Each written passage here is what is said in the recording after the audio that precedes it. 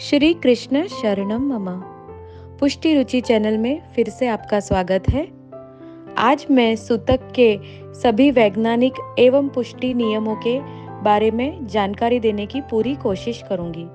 कई लोगों के बहुत से प्रश्न हैं कि सूतक कितने दिन का लगता है, क्यों सूतक का पालन करना चाहिए, यदि हम किसी को जानते नहीं हैं, कभी देखा नहीं है पर वो 7 पीढ़ी के अंदर है तो क्या सूतक पालना चाहिए। इसके अलावा सूतक में क्या करना चाहिए, क्या नहीं करनी चाहिए, सेवा कैसे करनी चाहिए, कौन से पाठ करने चाहिए, कंठी कैसे बदलनी चाहिए, 16वें दिन शुद्धिकरण के बाद क्या करना चाहिए, कैसे शुद्धिकरण होना चाहिए, अन्य सारे ही प्रश्न हैं उसके मैं इस वीडियो में मैं आपको पूरी तरह से कोशिश करूंगी कि आपको संपूर्ण जानकारी दे सकूं। तो सबसे पहले वैष्णवों को 7 पीढ़ी तक अपने कुटुंबी का 16 दिन का सूतक लगता है। 16वें दिन स्नान करके, शैम्पू करके, कंठी बदल के, चरणामृत लेके और पूरे दिन व्रत करना चाहिए। फलाहार ले सकते हैं और पुरुषोत्तम सहस्त्र नाम का पाठ का उच्चारण अष्टाक्षर की माला के सहित करना चाहिए और अपने आप को शुद्ध कर लेना चाहिए। ब्रह्म संबंधी वैष्णवों को गुरु का, अपने गुरु का, प्रीति गुरु का एवं वल्लभ कुल बहूजी बेटी जी का सिर्फ स्नान मात्र लगता है, सूतक नहीं लगता है। और यदि आप गुरु के स्मशान यात्रा में गए हैं तो 1 रात्रि का सूतक लगता है। यदि विवाहित स्त्री है तो उसे अपने माता पिता का एवं भाई का 3 दिन का सूतक लगता है। विवाहित बहन है तो 1 रात्रि का सूतक लगता है। विवाहित बहन है तो सिर्फ उसे स्नान लगता है। और विवाहित स्त्री के दादा दादी एवं मामा मौसी फई के बच्चों का केवल स्नान लगता है। विवाहित स्त्री को दादा दादी का केवल स्नान लगता है, 3 रात्रि का सूतक नहीं लगता है।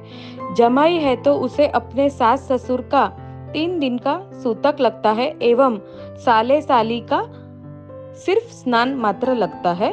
और ननद को भाभी का सिर्फ स्नान लगता है, भाभी को ननद का सिर्फ स्नान लगता है, सूतक नहीं लगता है। यदि कोई पुरुष है तो उसके मौसा जी, फूफा जी एवं मामा जी के बच्चों का सिर्फ 1 रात्रि का सूतक लगता है और मामा जी, मौसा जी और फूफा जी का भी सिर्फ 1 रात्रि का सूतक लगता है।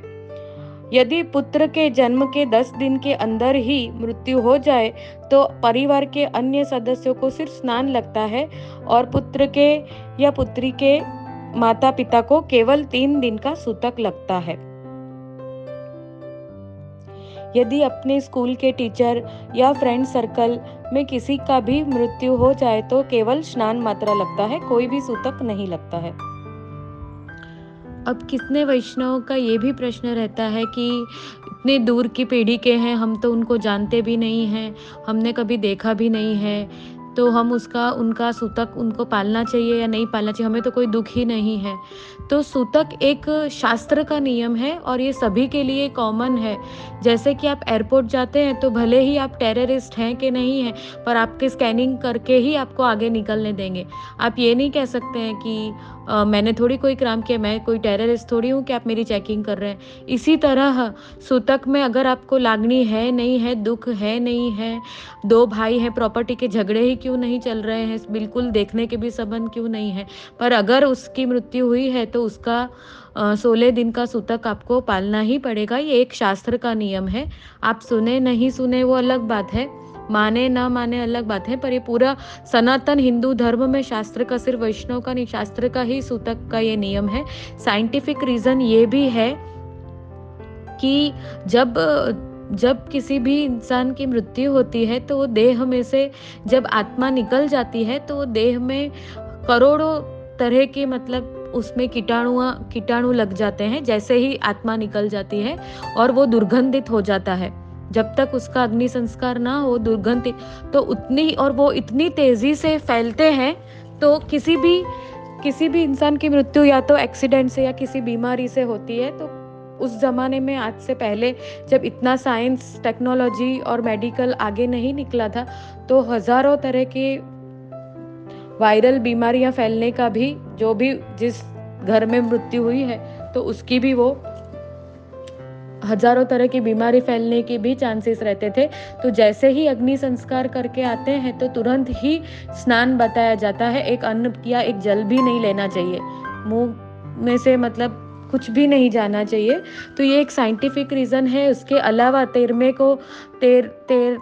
तक उसके सब संस्कार होते हैं। उसके बाद ब्राह्मण भोजन होते हैं और 10 दिन तक दिया एक जलाया जाता है। तो ऐसा कहते हैं कि जब तक जब अग्नि संस्कार हो जाते हैं तो वो आत्मा निकल के और 10 दिन तक वहीं पे ही प्रेत बन के घूमती है और अपने प्रियजन, अपने सगे संबंधी सबसे उनका लगाव जुड़ा होता है, अपने वस्तुओं से, अपने कपड़े, कोई अपनी वस्तु है, किसी से लागनी है, वो सब लगा होता है। तो वही लगा होता है, एक शोक का माहौल सा बना हुआ रहता है घर पे। तो इस वजह से भी हम सेवा में नहीं जाना चाहते हैं। और सूतक को कभी भी हमें नेगेटिव नहीं लेना चाहिए कि हम सेवा नहीं कर सकते हैं। सूतक को ऐसा कहा जाता है खुश के हमको प्रभु से विरह करने का सुंदर तक। जब हम 10 दिन सेवा नहीं करते हैं, 16 दिन सेवा नहीं करते हैं, तब हमें, ऐसे तो रोज सेवा करते हैं, कोई इतनी इंपॉर्टेंस नहीं होती, पर जब सेवा नहीं करते हैं और जो विरह होता है कि कैसे मैं सुंदर प्रभु को स्नान कराती थी, कैसे मैं सेवा लाती थी, कैसे जो घर के भाई जो हैं वो सब फूल लेके आते थे, कभी कीर्तन की आवाज सुनाई दे रही थी, तो वो जब मिस करते हैं तो वो उस चीज, उस वस्तु की, उस अनुभव की हमें और इम्पोर्टेंस बढ़ जाती है। तो सूतक के दिन एक सुंदर तक मानना चाहिए कि हमें अष्टाक्षर बोल के, प्रभु की कथा सुन के, और हमें वो विरह का प्रभु ने एक सुंदर तक दिया है। कभी हम घूमने जाते हैं या कभी बाहरगाम जाते हैं तब तो हम ऐसा नहीं सोचते हैं कि अरे प्रभु ने, पर सूतक आते ही हमें ऐसे डर लग जाता है कि अरे सेवा नहीं हुई तो ये कैसे होगा, वो कैसे होगा। तो एक सुंदर तक मान के प्रभु की, और प्रभु को विरह को भी बहुत सुंदर श्री महाप्रभु जी ने कहा है कि विरह आनंद, विरह का भी एक आनंद लीजिए। 16 दिन उनके स्मरण में, लीलाओं में याद करके, अष्टाक्षर बोल के प्रभु के, और कब वापस से सेवा में जाएंगे, ये उसका आप विरह का आनंद लीजिए। सूतक को नेगेटिव लेके और डिसअपॉइंट मत हो जाइए। तो इस हिसाब से साइंटिफिक भी हम देखें, और ये शास्त्र का एक नियम है जो सभी के लिए सेम है, चाहे हम बात कर रहे हैं, चाहे हमने कभी देखा है, उसका दुख है कि नहीं है। और अगर सेम परिवार में है तो शोक के माहौल की वजह से भी हम प्रभु के सन्मुख नहीं जाते हैं, तो सिर्फ दर्शन कर सकते हैं। सूतक में कई लोगों का ये प्रश्न होता है कि ठाकुर जी के दर्शन कर सकते हैं, तो भोग के समय और श्रृंगार के समय और संध्या भोग के जो होता है उत्थापन, तो उत्थापन के समय झारी जी जब भीतर पधराते हैं तो मंदिर में बाहरी में से दर्शन कर सकते हैं। अपने घर में भी अगर कोई और पहुंचने वाला हो, प्रभु को कुटुंब के अलावा किसी को बुलाया हो, तो जब झारी जी बड़ी हो जाए तब दर्शन कर सकते हैं। सूतक में षोडश ग्रंथ का पाठ नहीं कर सकते, कोई भी मंत्रोच्चार नहीं कर सकते हैं, केवल अष्टाक्षर बोल सकते हैं, अष्टाक्षर सुन सकते हैं। और सूतक में यदि कोई सप्ताह भागवत चल रही है तो भागवत जी के मंडप में नहीं बैठकर बाहर, मंडप के बाहर बैठ के भागवत जी भी सुन सकते हैं। कई सारे वैष्णव का ये भी प्रश्न रहता है जो देश विदेश में हैं और उन्होंने ठाकुर जी की सेवा पहुंच रहे हैं, प्रभु पुष्ट कराए हुए हैं, पर दूर दूर तक कोई भी सेवा, अगर सूतक है या फिर पिंडू लग जाता है तो कोई भी दूर दूर तक ऐसा नहीं है कि आकर प्रभु की सेवा करे। तो ऐसे में उन्हें अपनी फ़ोन से या एसएमएस से पहले से ही अपने रिश्तेदारों को या कोई भी क्लोज रिलेटिव या कहीं भी ऐसे शंका हो रही हो कि अब सूतक लगने वाला है, तो उन्हें पहले से रिक्वेस्ट कर सकते हैं या ये जान कर सकते हैं कि हमें सूतक ना सुनाएं। अगर बहुत करीबी है तो कोई ऑप्शन ही नहीं है, पर अगर बहुत दूर के कोई रिश्तेदार हैं और कभी देखा नहीं है, कुछ वो नहीं है, या तो उनकी सिचुएशन ऐसी है कि वो सडनली फ्लाइट पकड़ के और वहाँ पहुँच नहीं सकते हैं, तो उन्हें उनसे प्रभु की सेवा, या उन्हें कोई अनुकूलता न हो, कोई तकलीफ ना पड़े, प्रभु के श्रम हेतु हम उन्हें सूतक नहीं सुनाए तो भी चलता है, और वो सूतक ना सुने तो भी चल सकता है। और 16वें दिन सूतक सुन के सेवा पहुंचने के बाद और कोई भी अन्न ग्रहण ना करके व्रत ही करे तो वो 17वें दिन से सेवा कर सकते हैं, स्नान करके, शैम्पू करके, कंठी बदल के, अगर ना सुना है तो। तो ऐसी विपरीत परिस्थिति हो पर सब परिस्थिति अनुकूल है तब ये करने की ज़रूरत नहीं है। कहीं पे बिल्कुल दूर-दूर तक ही समाधान ना हो सके तो ये ऑप्शनल केस में ये समाधान है। और हम भी जान करके अगर किसी की परिस्थिति नहीं है तो उनकी सेवा या उनके प्रभु को श्रम ना पहुँचे ये हेतु से उन्हें हम ये समाचार ज़रूरी ना लगे तो ना दें तो चल सकता है। बहुत ही विपरीत परिस्थिति में ऐसा कीजिए। सब परिस्थिति में ये ऐसा करने की ज़रूरत नहीं है। जब अनुकूल है कोई पधरा सकता है। तो जब सूतक लग जाए तो किसी भी अन्य वैष्णव को या अपने रिश्तेदारों को दूर की बहन बेटी आकर सेवा पहुंच सकती है। ऐसा होता है कि विवाहित स्त्री है तो उन्हें फिर सूतक नहीं लगता है, 1 रात्रि का या 3 रात्रि का ही लगता है। तो वो पीछे से आके घर की रसोई वगैरह या ठाकुर जी की सेवा भी वो पहुंच सकते हैं। इसके अलावा वैष्णव बहन पड़ोसी जो भी वैष्णव है वो आके प्रभु को पधरा के ले जा सकते हैं और उनके ठाकुर जी के संग पधरा के और सेवा कर सकते हैं। और जब आप सबको सूतक उतर जाए तो 17वें दिन से वापस प्रभु पधरा के और आप सेवा पहुंच सकते हैं। तो इस हिसाब से समाधान कर सकते हैं। 16 दिन का वैष्णव को सूतक लगता है। अब जब किसी दूर का सूतक लगा है और ठाकुर जी वैष्णव के घर पधरा दिए हैं, पर घर में ही आप वो ही एक ही किचन है, एक ही भंडार है जो ठाकुर जी का है और आपका भी है, ठाकुर जी पीछे आपका भी भंडार है।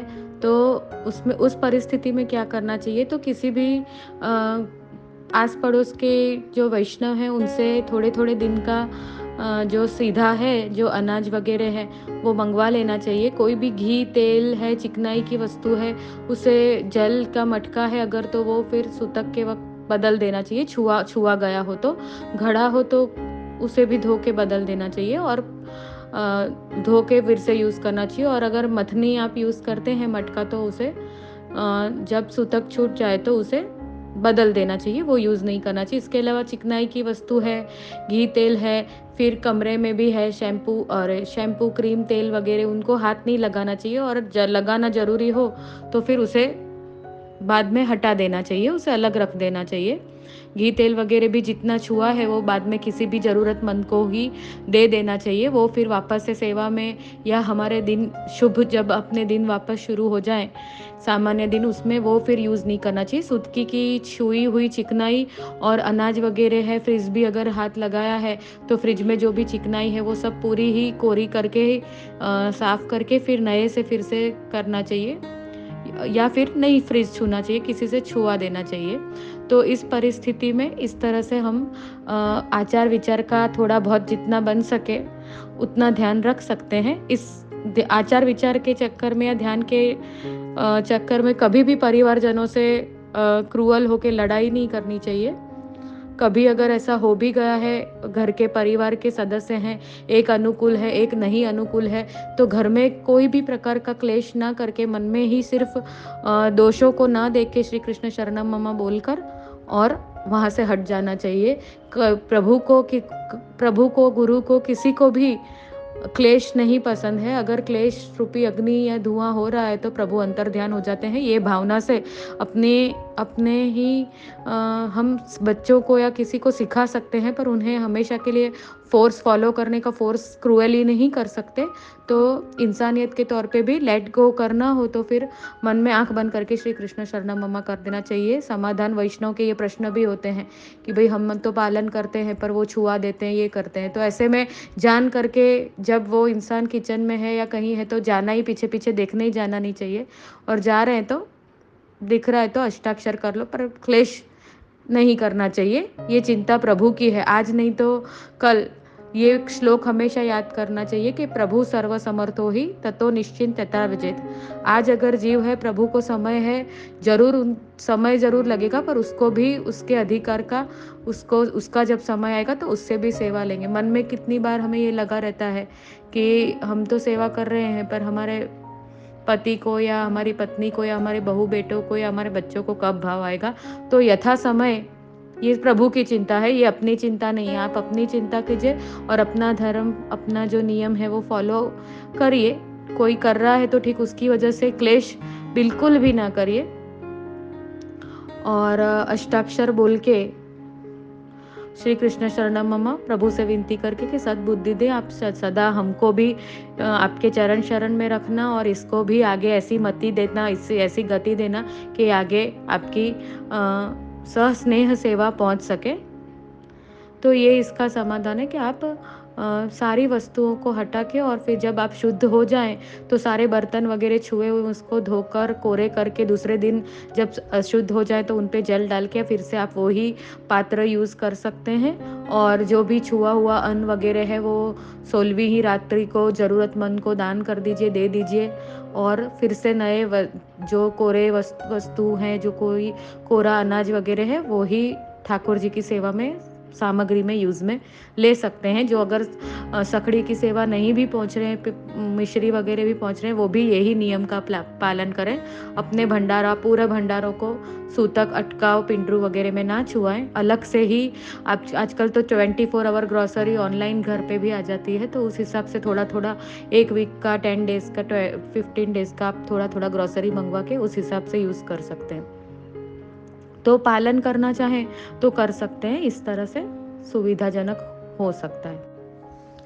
कई लोगों के ये प्रश्न होते हैं कि सूतक में कंकु चरणामृत, तिलक चरणामृत कर सकते हैं कि नहीं, कि ले सकते हैं कि नहीं। तो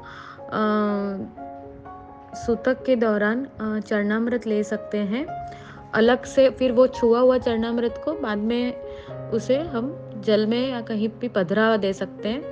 उसे फिर बाद में अपरस में वो छू जाता है, तो उसे पर अवश्य ही देह और मन को शुद्ध करने के लिए और ठाकुर जी का जो चरणामृत है, ताकि कुछ भी असमर्पित जाए तो हम सूतक में तो देह को पवित्र ही रखे, आत्मा को पवित्र ही रखे, इसलिए चरणामृत ले सकते हैं। और जो कंकु से अगर स्त्री ने टीकी वगैरह की है तो कंकु को स्पर्श किया है तो उसे भी थोड़ा ही आप अपने पास रखिए, या फिर अगर पूरा छू लिया है तो उसे भी हटा देना चाहिए। और जो चरणारविंद के शेप का जो तिलक हम करते हैं वो भाव का तिलक नहीं करके केवल ऐसे हाथ से कर सकते हैं, या फिर चरणामृत का तिलक कर सकते हैं, गोपी चंदन का तिलक कर सकते हैं सूतक में। और वो सारे छुए हुए चरणामृत या कंकु है उसे 16वें दिन वड़ा कर देना चाहिए, हटा देना चाहिए। कई वैष्णव के ये प्रश्न रहते हैं कि ब्रह्म संबंधी वैष्णव के जब मृत्यु हो जाती है तो क्या कंठी वड़ी करनी चाहिए अग्नि संस्कार से पूर्व। तो कंठी जब तक देह घर में है तब तक भी, मृत देह घर में है तब तक भी कंठी धारण करके ही रखें उसे। जब स्नान आदि मृत देह को स्नान कराते हैं, श्रृंगार करते हैं, नए वस्त्र जब पहनाते हैं उनको, तो फिर से उनकी कंठी बदल के नई कंठी उन्हें उस वक्त धराई जाती है। और जब अग्नि संस्कार के पूर्व 1-2 सेकंड पूर्व ही कंठी को हम भगवत स्वरूप ही मानते हैं तो उन्हें अग्नि संस्कार में नहीं पधराना चाहिए, अग्नि संस्कार के वक्त नहीं पधरा के, और तब उस क्षण के बाद हटा लेना चाहिए। तब तक जब स्नान कराते हैं, फिर से देह को और वस्त्र वगैरह धराते हैं नए, तो तब तक उसे कंठी को धरा के ही रखना चाहिए। अग्नि संस्कार के कुछ क्षण पूर्व ही उसे वड़ी कर लेनी चाहिए, या फिर अगर वडील की आज्ञा है या जिसके घर जैसे विधान है तो हृदय में पधरा सकते हैं, पर कंठी में, गले में नहीं धरा के नहीं रख सकते हैं। अग्नि संस्कार के वक्त घर से जब स्मशान यात्रा तक जा रहे हैं और स्मशान यात्रा है तब तक भी उसकी मृत देह में भी कोरी कंठी अवश्य धराएं अगर ब्रह्म संबंधी जीव है तो। क्या सूतक में एकादशी कर सकते हैं। तो सूतक में अगर नियम से जो वैष्णव एकादशी का व्रत करते हैं तो वो सूतक में भी एकादशी कर सकते हैं, अटकाव में भी एकादशी कर सकते हैं। कितने वैष्णव का प्रश्न होता है कि चालू विवाह की विधि में अगर किसी का सूतक लग जाए तो यदि अगर गणेश बैठ गए हैं, गणेश जी की जो स्थापना करते हैं, कोई भी मंगल कार्य से पहले गणेश स्थापना करते हैं, तो अगर गणेश बैठ गए तो फिर वो विवाह बीच में से नहीं रोक सकते हैं, फिर पूर्ण विवाह होने के बाद ही सूतक का पालन कर सकते हैं। तो विवाह को रोकने की कोई आवश्यकता नहीं होती है। एक वैष्णव का ये भी प्रश्न था कि वह दंडवती परिक्रमा कर रहे थे और चालू परिक्रमा में ही उनको सूतक लग गया। तो ऐसी परिस्थिति में भी अगर यदि सूतक लग गया है तो आपने सुन लिया है, तो आपको सूतक का ही पालन करना चाहिए और वहीं से आपको वो परिक्रमा ठाकुर जी से क्षमा मांग के और फिर वहीं से छोड़ के और फिर से दोबारा से जब आप शुद्ध हो जाए तो फिर से दोबारा से है शुरू करनी चाहिए।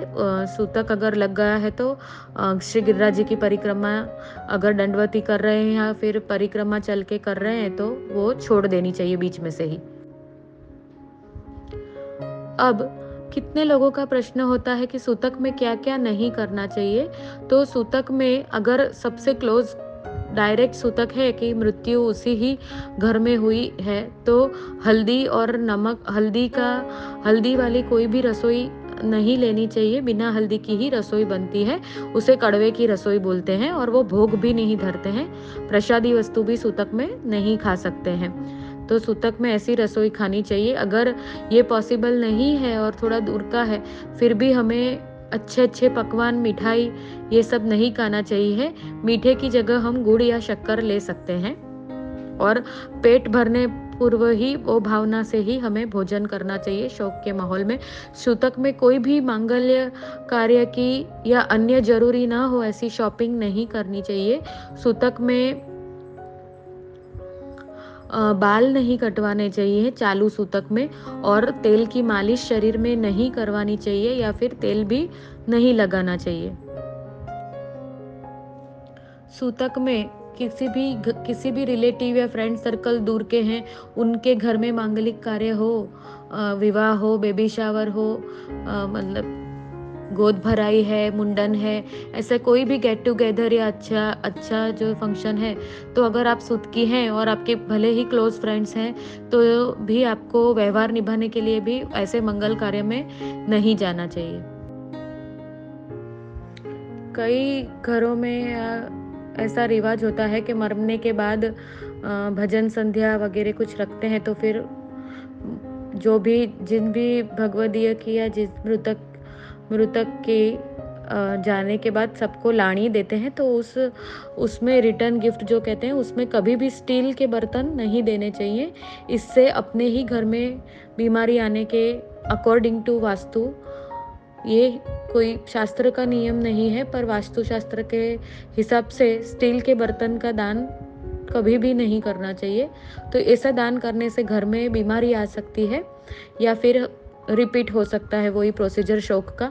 तो कई लोग इससे अनजान होते हैं, फिर अपने आप ही बीमारी आ रही है, रीज़न पता नहीं चलता है, अनएक्सप्लेन बीमारी आ जाती है। तो इसका ये भी कारण होता है। कोई और आप चीज़ दान में सभी को बांट सकते हैं, जो भी भजन संध्या में आए हैं या फिर जो शोक मनाना है उसको, उस मृतक के पीछे कुछ भी देना है, हमें देना है, तो आप भागवत जी की पुस्तक दे सकते हैं, आप अन्य कुछ भी खाने का वगैरह दे सकते हैं। पर आप स्टील के बर्तन, जनरली स्टील के बर्तन, ठाकुर जी के चित्र दे सकते हैं, कोई श्रृंगार कुछ भी अलग चीज़ दे सकते हैं, अभी मुझे नाम याद नहीं आ रहे, पर स्टील के बर्तन बिल्कुल भी नहीं देने चाहिए। मोस्टली लोग स्टील के ही बर्तन देते हैं, तो वो नहीं देने चाहिए। जो सैया दान करते हैं और बेटी को देते हैं वो अलग बात है कि बहुत सारी चीज़ें देते हैं, तो उसमें वो बेटी को देते हैं वो अलग बात है। पर जनरली जो रिलेटिव्स हैं, सगे संबंधी हैं, उनको जो हम कुछ भी मरने वाले के पीछे से उनकी यादगिरी में जो देते हैं, उसमें स्टील के बर्तन नहीं देने चाहिए। 16वें दिन जब शुद्धिकरण हो जाए उसके बाद पूरे घर में या तो आप ठाकुर जी के स्नान का जल, गंगा जल, यमुना जल, या फिर आप कपूर जला के या फिर सुगंधित अगरबत्ती जला के, और कुछ भी ना हो तो नमक का पूरे घर में पोछा लगाने के बाद ही शुद्धिकरण पूरी हो जाए, तो सारे प्रकार की नेगेटिव एनर्जी एवं अगर साइंटिफिकली देखें तो कोई भी प्रकार के वायरल जो भी कीटाणु या हम बोलते हैं जो हमें नुकसान पहुंचा सकते हैं, वो हेतु से हमें इस तरह से अपने घर को भी पूरी तरह से शुद्ध कर लेना चाहिए अगर उसी घर में मृत्यु हुई है तो। जिस घर में मृत्यु हुई है उस मृतक का जिस कमरे में वो रहते हो उस कमरे को भी शुद्ध करने के लिए सवा घंटे तक अष्टाक्षर का जब उस कमरे में कोई और यूज़ करे उससे पहले, कोई और उस कमरे में रहे उससे पहले एक बार सभी वैष्णव को बुला के, या फिर हम देखते हैं तो ऑडियो वगैरह भी होते हैं अष्टाक्षर के, तो वो वहाँ चला के और उस कमरे को, वहाँ के वो भी जो जिन इमोशंस से, जिन कपड़े वस्तु से वो यूज़ कर रहे हैं वो जुड़े हुए हैं, तो हमें वो अष्टाक्षर सवा कलाक, घंटे का सवा कलाक जप करना चाहिए उसी कमरे में जहाँ वो रहते हो, वो इंसान जो रहते थे उस इंसान के, उस वैष्णव के पीछे हमें अष्टाक्षर का सवा घंटे का धुन बोलने के बाद ही फिर से उस कमरे में यूज़ करना चाहिए, जाना चाहिए। किसी भी इंसान की मृत्यु हो गई हो, या हमारे घर में वडील हैं, दादाजी दादी जी हैं, इन इन सभी के चित्र कभी भी हमें हमारे मंदिर वाले, जहाँ भी हम हमारे ठाकुर जी को पधराते हैं उस कमरे में वो चित्र नहीं लगाने चाहिए। ठाकुर जी के कमरे में या ठाकुर जी के मंदिर के आसपास कहीं भी वो चित्र नहीं लगाने चाहिए। तो इस प्रकार मैंने पूरी कोशिश की है कि मैं सूतक की हर तरह की जानकारी आप तक पहुंचा सकूं। और इसके अलावा भी अगर आपको कोई भी प्रश्न है, या आपको कोई भी असमंजस है कि क्या करना चाहिए, क्या नहीं करना चाहिए, तो आप कमेंट में मुझसे प्रश्न पूछ सकते हैं। श्री कृष्ण शरणम मम।